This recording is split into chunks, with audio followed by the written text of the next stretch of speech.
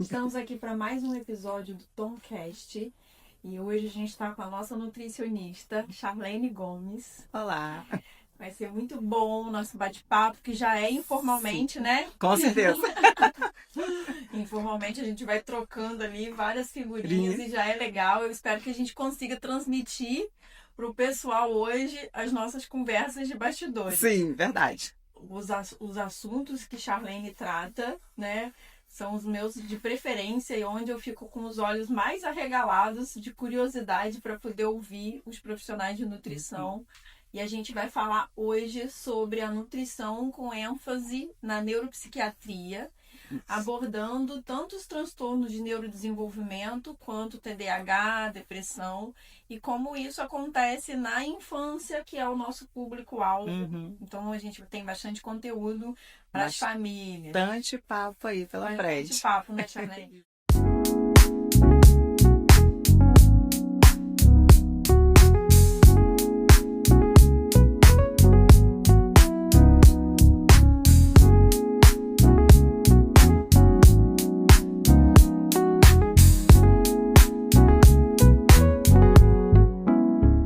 Muito obrigada por ter aceitado o convite. Obrigada eu. A gente está feliz de receber você aqui na Tom para falar.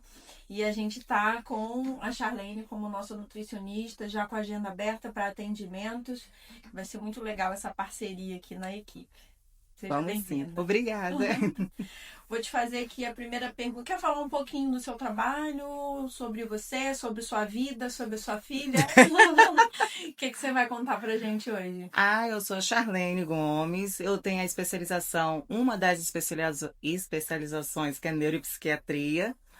Eu tenho uma filha chamada Bianca, que ela simplesmente veio para mudar o meu eixo. A gente vai falar de eixo, intestino, cérebro, para falar de vários eixos, de ciclo circadiano, de cortisol, melatonina, e ela veio mudar o seu eixo. Veio completamente. Coisa boa, né? Mas veio mudar para bem, tá? Veio mudar para melhor, né? As crianças fazem isso na nossa vida, né? Então, olha só, vamos começar nosso bate-papo. E aí eu queria começar perguntando para você qual que é o papel da nutrição com ênfase na neuropsiquiatria. Como que é essa atuação? A nutrição, ela ajuda e muito nesse papel. É claro que é uma equipe multidisciplinar, mas a nutrição vai ajudar nessa parte intestinal, trazendo mais benefícios, vitaminas, minerais, ajudando na parte do neurodesenvolvimento. E por aí vai. Quando a gente conversou, né, para fazer essa parceria, para a gente poder fazer esse trabalho aqui, né, interdisciplinar, uma das coisas que me chamou a atenção é, na sua formação, você saber fazer a leitura dos exames laboratoriais, você tem essa especialização também, né? Tenho, sim. E também sobre o fato de você se importar com essa, né, sabendo fazer essa leitura dos exames, também com a competência para fazer a suplementação, caso necessário, além da questão da dieta, da mudança do comportamento alimentar. Sim, até porque muitos pacientes, muita questão familiar, a criança ela vai preferir mais um tipo de alimento.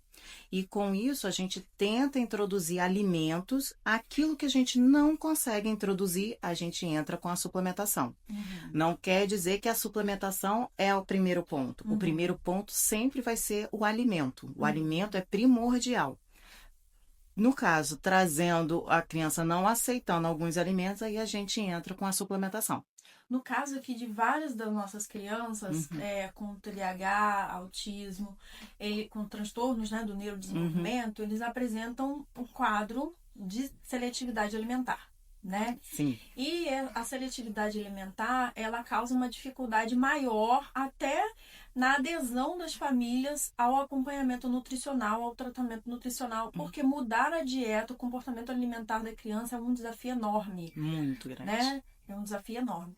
Além das questões, né, ali da própria quadro de seletividade alimentar, tem as questões cognitivas, da rigidez cognitiva. Então, qualquer mudança na rotina já provoca uma aversão na criança, né? Tem toda essa questão. Então, assim, a gente sabe que às vezes a suplementação, no caso do transtorno de neurodesenvolvimento, ela entra como uma estratégia para poder diminuir o desequilíbrio ali, né, de nutrientes, Estacional, tem isso momento. aí, para depois fazer as alterações na dieta, né? Sim. E aí eu queria que você explicasse para o pessoal o porquê que essa permeabilidade, por que o intestino deles tem maior tendência a inflamar? As crianças com TDAH e autismo, elas geralmente têm o intestino, assim, um pouquinho desregulado entre Firmicutes e Bacteroidetes, que são bactérias que habitam o nosso intestino. Então, quando estão desreguladas, elas tendem a buscar alimentos muito mais palatáveis ou algum tipo específico de alimento. Com isso, para a gente trazer um equilíbrio, aí entra a parte da suplementação. E como você mesmo disse, aí aos poucos e desafiador, eu reconheço como mãe, mas a gente tem que introduzir os alimentos na medida do possível, mas sempre fazendo isso rotineiramente. Mas sim, entra a suplementação nesse caso, que é, assim, primordial. Para o exato momento ali do quadro que a gente verificou que está com alguma deficiência, a gente entra com a suplementação e indo com os alimentos necessários para isso. E a relação do eixo intestino e cérebro, assim, é fundamental. Eu tenho o costume de dizer que eu não, mas os nossos avós, as nossas bisavós falavam assim: ah, ela tá enfesada, né? Ela não tá com bom humor. O que é um termo enfesado? É cheio de fezes. Então, a criança que não vai ao banheiro direito, ou que se não tem uma diarreia crônica, isso vai interferir na parte emocional. E isso vai interferir no comportamento. Porque a gente sabe que esse desequilíbrio ali da microbiota intestinal, né? Essa permeabilidade maior, tá certo? Sim, certo? certinho. essa permeabilidade maior altera ali, né, a absorção de nutrientes, Sim. entram toxinas, coisas que não era para passar, passam. Exatamente. O que acontece? Nosso intestino, ele tem uma barreira. Essa barreira, quando a gente come alguns produtos alimentícios, ela se desfaz, ela faz um rompimento. Esse rompimento vai passar para a corrente sanguínea, no caso para a parte sistêmica, tudo que não era para passar. Então, em vez de passar pelas células e reconhecer isso é bom, isso não é bom, vai passar entre as células. Aí cai na corrente sanguínea, aí faz uma confusão no organismo. Essa confusão vai trazer alguns prejuízos à saúde. Alguns prejuízos, como aí vai ter alteração de glicose, alteração de insulina, alteração na parte cognitiva e por aí vai. Cada indivíduo vai apresentar alguma alteração específica. Não é todo mundo que vai ter a mesma alteração, mas cada um vai ter alguma alteração específica. A gente sabe também, Charlene, que a ansiedade é uma das principais comorbidades nos quadros de transtornos de neurodesenvolvimento, né? TDAH e autismo. E também é um dos transtornos com maior recorrência nos dias atuais. Sim. Tanto em adultos quanto em crianças. O Brasil é o campeão de ansiedade no mundo. E o que eu pego na minha prática clínica é que todo mundo tem ansiedade ou tem um pensamento acelerado. E a primeira coisa que eu falo para meus pacientes é: respira. Vamos oxigenar esse cérebro. E como que a gente fala isso para a criança? A gente tem que trabalhar isso com ela. Sentar em uma determinada postura. Aí, no caso, vocês falam melhor do que eu nessa parte. Mas em relação à ansiedade, a gente tem que buscar evitar aquilo que nos acelera. E o celular acelera bastante. E a gente tende a buscar ele no período mais noturno, aonde que é para a gente estar evitando o celular nessa hora. Então, quando a gente começa a ter muita dopamina e uma dopamina barata, o nosso organismo desregula o eixo cortisol-melatonina. Então, a gente fica mais em alerta no momento em que é para a gente desacelerar, dormir, onde que a melatonina tem que estar começando a atuar, que é na parte do anoitecer, entardecer para o anoitecer. Com a criança fazendo esse tipo de rotina, né? Um comportamento. Exatamente. Né? Ela tende a buscar alimentos que vão propiciar essa dopamina barata, que são alimentos ricos em açúcar, gordura, né? O que a indústria oferece. Então, ela vai ficar muito eufórica na parte que é para ela estar desacelerando para dormir e ter uma boa noite de sono. Uhum. Aí começa a ter o problema do sono. Criança com sono desregulado, no outro dia tende a ficar mais irritada. Uhum. E aí começa todo o ciclo vicioso Uhum. De desregulação. de Olha, desregulação. e a gente usa muito esse termo, né, em terapia. Que Sim. vamos trabalhar a regulação emocional da criança, que é um dos maiores desafios, tanto para quem tem transtorno de ansiedade, quanto para quem tem transtorno de neurodesenvolvimento. A regulação emocional é um dos maiores desafios, né, a serem trabalhados. Mas a gente sabe que essa regulação emocional e até sensorial, né, ela está diretamente ligada à regulação do funcionamento desse eixo intestino-cérebro, né? Total. E também desse eixo do ciclo circadiano, né? Sim, e o nosso organismo ele se conversa, eu falo que não é o Nada intestino, separado. o cérebro, É. o fígado, não é nada separado. Todo o nosso organismo ele se conversa. A base do medicamento funcionar está na alimentação, porque no intestino são produzidos 90% da serotonina, 10% está no cérebro. Mas a serotonina não passa na barreira hematocefálica. Mas o produto dela no intestino passa, que é o BDNF. Então, é necessário ter uma excelente alimentação, os alimentos certos. Vou dar alguns exemplos: banana, cereja, frango, aveia. Isso tudo vai ajudar na parte da serotonina, do medicamento funcionar bem. Mas tem produtos alimentícios também que atrapalham. Então, aquele chocolatezinho ao leite, aquele refrigerantezinho, e isso tudo também vai contribuir para o não funcionamento do medicamento. Então, a alimentação é ligada muito na qualidade do bom funcionamento do medicamento. E o que se faz, qual é o manejo na suplementação? O que pode potencializar esse funcionamento da medicação?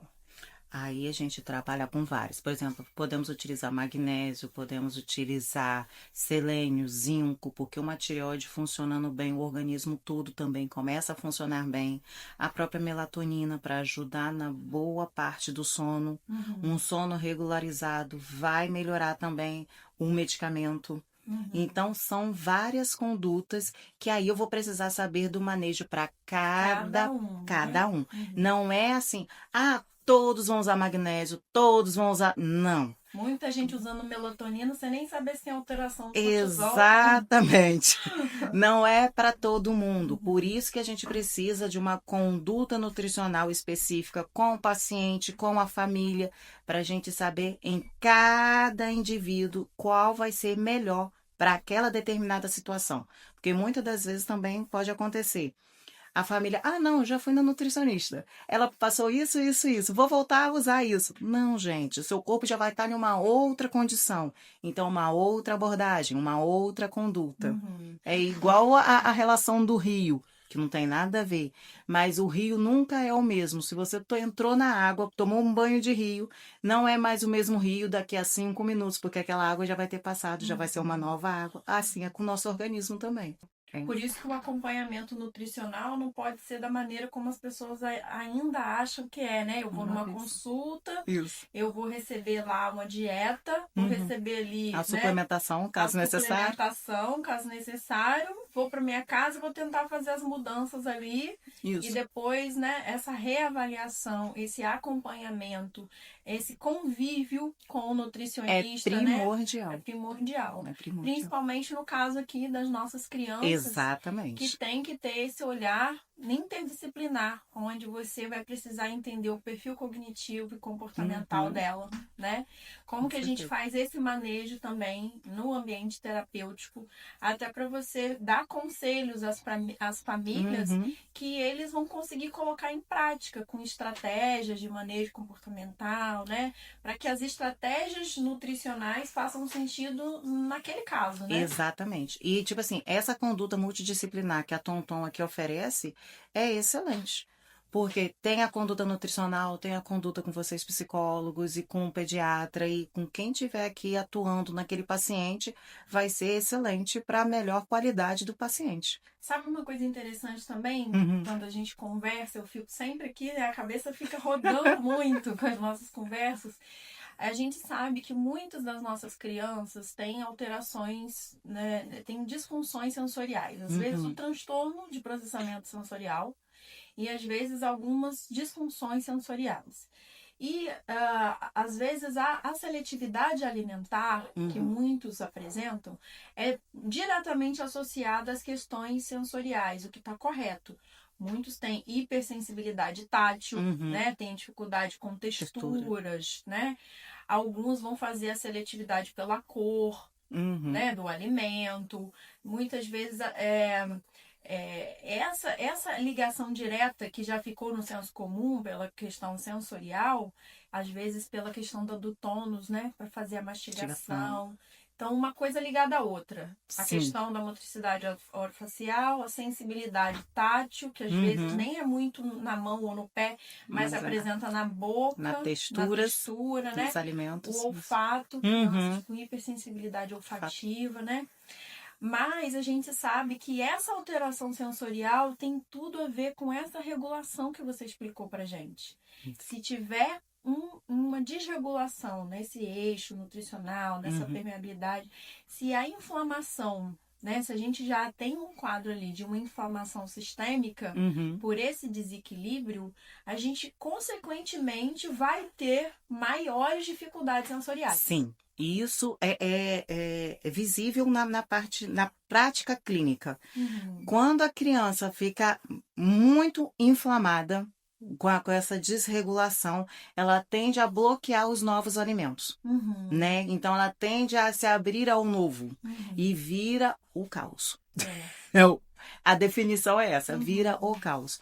Então, sempre tem que ter uma conduta de evitar aqueles determinados alimentos que vai inflamar o intestino e com isso vai ter aquelas respostas que não vão ser tão legais, que as famílias já estão, assim, vivenciando e penando muito com essa parte, né? Aí a gente vai pegar um desdobramento no desempenho escolar. Exato. A gente vai pegar um desdobramento no comportamento mais difícil, mais rígido, com as birras. E aí a gente vai, assim, né? O quadro vai ficando complexo. Né? A complexidade vai aumentando. E a gente sabe, tem certeza que a base tá aqui. A base tá na nutrição. Por isso que, para mim, essa é uma das conversas mais importantes que a gente vai ter.